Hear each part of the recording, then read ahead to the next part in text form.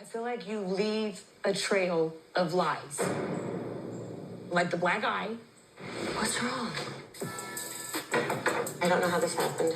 And then the fact that you champion body positivity, and now that's a lie too. What's up, guys? Welcome back to my channel. So I'm here today to talk about The Real Housewives of Salt Lake City, Season 5, Episode 5, Whitney Drew and Her Clues. First and foremost, Meredith was straight up missing in action this entire episode. The only little clip that we saw of her was at the very beginning, a little montage and whatnot.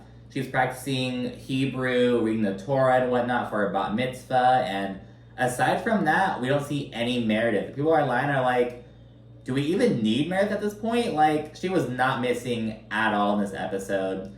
Also, I have to note that Bronwyn is really being raw, laying everything out there, and her story is one that we don't really hear on Housewives all that often. You know, one of teen pregnancy, being rejected by the father's family, like having to navigate all this shit. So it's, I don't want to say like refreshing, that's a wrong like connotation I feel, but it's something we don't hear very often, and I have to give her props for laying it all out there and being so open and honest about all this shit.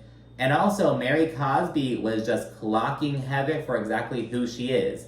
At the very beginning of the series, back in Season 1, Heather was very much like the fan favorite, kind of like at the forefront. She was center snowflake, all that stuff. But the thing is, she's kind of rapidly been declining in popularity since then. Like, she's just keeps showing her fucking ass. And Mary was exactly right about her. She throws stones and hides her hand. She's in the middle of all this bullshit. She's a liar. And Mary just clocked her. She just clocked the fuck out of Heather. And it was great. Anyways, going back to Bronwyn. The episode begins with her and Lisa meeting up. And we learned that at the airport after the Milwaukee trip, Lisa made a comment like, "Oh, you look so much like Gwen, her daughter." And Bron was like, "Oh, no, I don't. No one ever thinks that. She looks like her father." And she whipped out her phone and showed Lisa a picture of Gwen's dad. And it turns out that Lisa knows his family very, very well. Like, she and his parents were really good friends, all that jazz. And this prompts Bronwyn to open up about her experience. So when she was 18 years old, she got pregnant. She had her daughter when she was 19. And, they were at BYU, so both Bronwyn and Gwen's father were Mormon, from Mormon families. So like, oh shit. So they went and told this family together, and in so many words, she basically said they turned her away, placed all the blame on her, slut-shamed her, all that shit, and they really wanted nothing to do with her. In fact, they wanted Bronwyn to like go on a study abroad, quietly have this pregnancy, and then place Gwen up for adoption. And Bronwyn wasn't with that, so she raised her on her own. So Bronwyn got expelled from BYU. She moved back home with her parents, and they weren't thrilled either. Her dad was a recorder at the Mormon church in Oakland at the time, so there was that. She notes that her relationship with her mom was really strained for a long time after that, but it looks like things are good now. Like, later on, we learned that Gwen was like visiting her grandparents in Oakland, so it's like, okay, I guess things got patched up. But yeah, she notes that it was a lot for her to deal with. And when Gwen was around 2 years old, her father passed away. And, Lisa approached the father's mother. I don't even want to call them Gwen's grandparents because, like, they don't deserve that. But Lisa went to her, told her what happened, basically, that she learned that, oh my gosh, I didn't know that Bronwyn's daughter is your granddaughter. And the mom was like, oh my gosh, it's time. Now that Gwen is 18 years old, like, oh, it's time. It's time to form a bond with her. If there was any moment where it was like the time to form a bond and like reach out, it was after your son died 16 years ago. Like, really? After losing your son, no part of you was like, oh, let me like try to get to know this like little piece of him that he left behind before he passed away. And you should be fucking grateful that, he gave you a grandchild before he passed away. Like, he left a piece of himself on this earth, and you willingly chose to just continue disregarding her. Like, okay, dude, like, what the fuck? And now, oh, it's time. And Lisa's also on some, like, oh, I know there's hurt on both sides, blah, blah, blah. And it's like, girl, be there for Bronwyn. Like, and I get that they're, like, the parents are Lisa's friends, but it's like, is this story not clouding your opinion of them at all? Like, they seem like really shitty people, to be honest, from this story alone. Like, and granted, we don't know them or anything, but it's like, this alone is kind of enough to just, like, wow, you're a piece of shit. You know what I mean? Like, what the fuck? And Rowan notes that she's uncomfortable with the idea of Gwen, like, getting to know them. You know what I mean? Because, like, they rejected Gwen, but she realizes that, you know, she only has one photo of Gwen's father. And, like, she doesn't really know, like, she doesn't have much to tell her about him, whereas that's his family. They're the people who know him the best. Like, it's for Gwen. And so she's kind of open to the idea, but she's not thrilled about it. And later on in the episode, we see her and Gwen sit down and discuss it. And it turns out that the grandparents' intentions aren't really the best. They're kind of like, oh, well, we're open to meeting Gwen if she's ready to accept us. Are you ready to accept her? Like, she's been ready. And so that really turned Gwen off, which, you know, is very understandable. Though she still notes that she's conflicted about it, because she's like, you know, they're the only people who can tell me more about my father. And, like, I don't want to regret not taking this opportunity later on.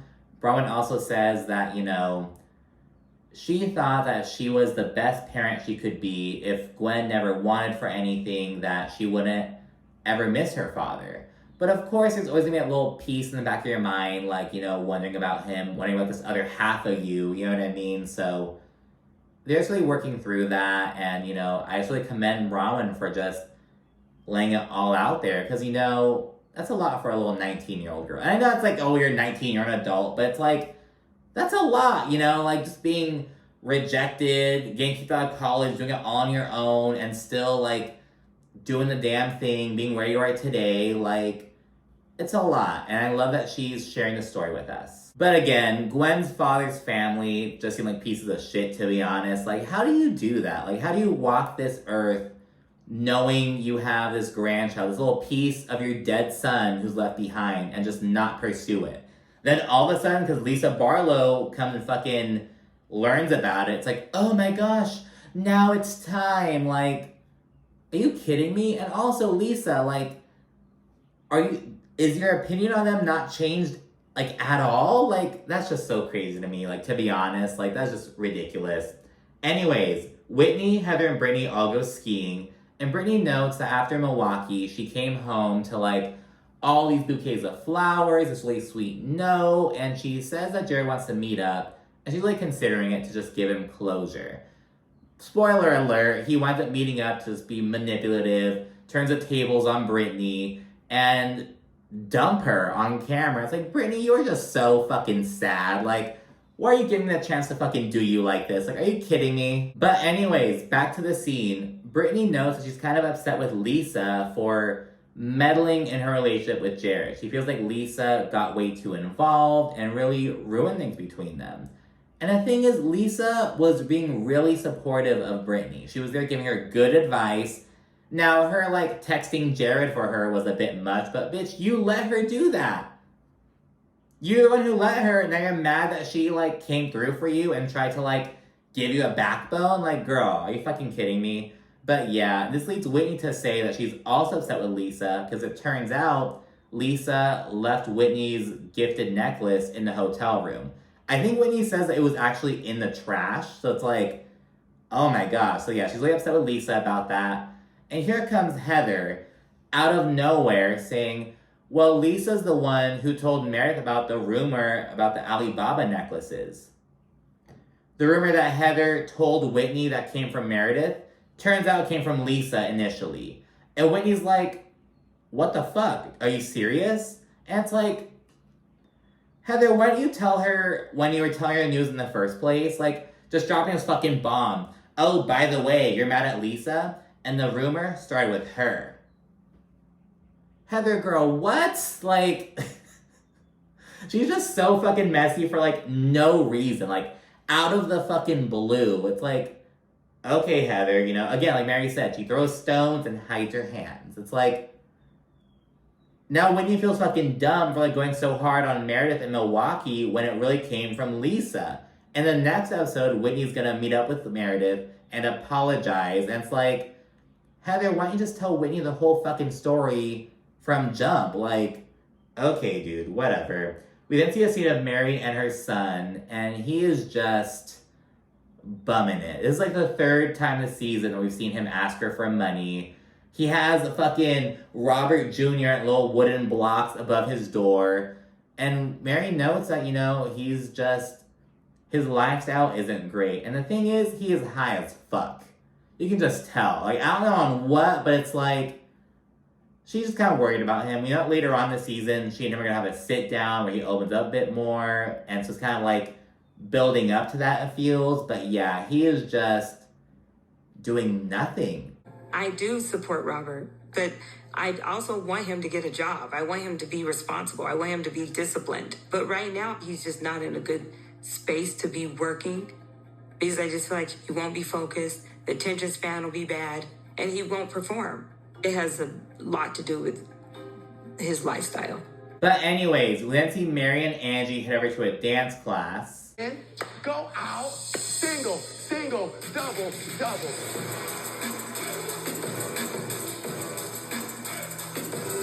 And afterward, Angie opens up her situation with Lisa, and she talks about how, because she lost her mom at such a young age, she really wants to be a present and doting mother, and it's really important to her. And the fact that Lisa threw that in her face was really hurt her. So yeah, she's opening up about that. Angie also feels like Heather is Team Lisa, which she is. And we see this in the next scene, because Heather and Lisa meet up at this little salt cave type thing. And Heather says that Angie is changing the terms of her friendship with Lisa and, just challenging her unnecessarily. Heather is just fucking fueling Lisa's fire, basically. Just like, yeah, Angie's doing this, she's doing that. And then she brings up the little jab that Angie made about Lisa back in Milwaukee. So the morning after her fight with Lisa, Angie was talking to Heather, and she was like, oh, she's over there talking about me as a mother? I'm a very present mother. I don't let my kid game until 2 a.m. and let the computer be the babysitter. And that's what Angie said. But Heather tells Lisa that Angie was like, oh, well, Electra requires so much more attention than Henry. Angie never fucking said that. And you already know that telling Lisa, if she were to tell Lisa verbatim what Angie said, yeah, it would still piss Lisa off. But Heather is just, adding sauce to it unnecessarily. What the fuck are you doing? We then see a scene with Whitney, and she gets a call from Adam, from Up and Adam, and he notes that at Whitney's request, he went to the account that posted the Alibaba rumors, and he asked her, where is this coming from? And the person was like, well, I can't tell you, but you can ask me some questions. And he was like, okay, does this person own a jewelry line? The answer was no. Do they own a beauty line? The answer was no. So that rules out Meredith and Heather. And then he asked, does this person have a liquor line? And the answer was yes. So he just confirmed that Lisa was the roots of the rumor. So Whitney is really pissed off about this. Again, she feels fucking stupid for blaming Meredith instead. And she also knows that's odd that Lisa's getting involved with these blogs and shit like this when she went so hard on Monica last season for the reality Von T shit, which is kind of different, but it's it's playing that same kind of game and whatnot. So Whitney's really upset about this. The penultimate scene is Brittany's cringy ass sit down with Jared. And again, they meet up, make some small talk, and they dive into what happened. And he turns the tables on Brittany. He's like, we're doing really well before you left, and then you just ghosted me. And then he mentions Lisa Barlow getting involved, all this shit. And he's just making himself out to be the victim. And then here's Brittany. Jared, you are my best friend. You are my best friend. Girl, what the fuck are you doing? Brittany just reminds me of a teenager. Like a fucking 16, 17-year-old girl just putting up with some dude's bullshit. And it's dude, get up. Get up. And again, she lets him dump her on camera. When it's girl, you should be the one taking a stand, dumping him, standing on your bullshit.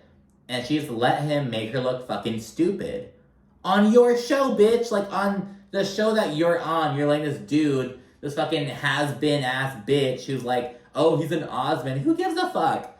No one outside of Utah gives a fuck about the Osmonds. I'm sorry. I'm sorry if you do. But it's like, who cares? Who cares about what this dude is or who he is? Like, you're letting him make you look stupid. Like, dude. And finally, we see Heather, Lisa, Brittany, and Mary go ziplining. And on the way over there, because they have to go to like this little trail on this buggy and whatnot, Heather gets mud all over her fucking face, and she just like leaves it there. And Lisa like tried to help her out, like, oh, you have some mud, but she can only do so much. It's like, Heather, like, look at your fucking phone camera, look at a mirror, like, clean yourself up, bitch. Like, oh my gosh. She just did not give a fuck. Has mud on her fucking lip, all this shit. It's like, oh my gosh. And after ziplining, the ladies proceed to tailgate, which is just like a foreign concept to Mary. Mary, how often do you tailgate? Tailgate? What is that? You mean like when we cook our foods when we have like our ribs and our barbecue and stuff? And while eating, Brittany says that she's upset with Lisa and she accuses her of like jeopardizing her relationship. She straight up says that she caused a huge rift. And Lisa's like, wait, you're saying I caused a huge rift? I was trying to fucking help you out. Like, and that's just so unfair to Lisa. Like, she was really the only person giving Brittany real advice, trying to like build her up. And yeah, you know, Heather's over here like saying, oh, Brittany, you're a unicorn, you've got this. But Lisa was giving her some real fucking advice. Like, she was being a girl's girl. And I'm just gonna say it like that. Like, Lisa was like helping Brittany out, and now Brittany's accusing her of causing a rift. And it's like, girl, are you fucking serious? It's just so ridiculous.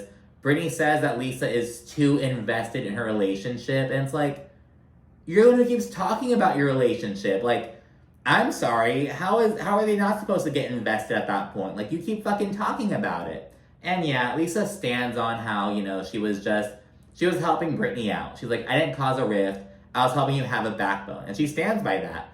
And Brittany asks the ladies to just not get involved in her relationship, and they all gladly agreed to it. So like, you know what, Brittany? Leave me out of it. I don't care anymore. Do your thing, like, whatever. The conversation then shifts to Mary seeing Heather's daughter at a dance class. And Mary's being kind of coy about it at first, but the ladies pry out of her that she was with Angie. And as soon as she says that, Lisa's face just fucking drops.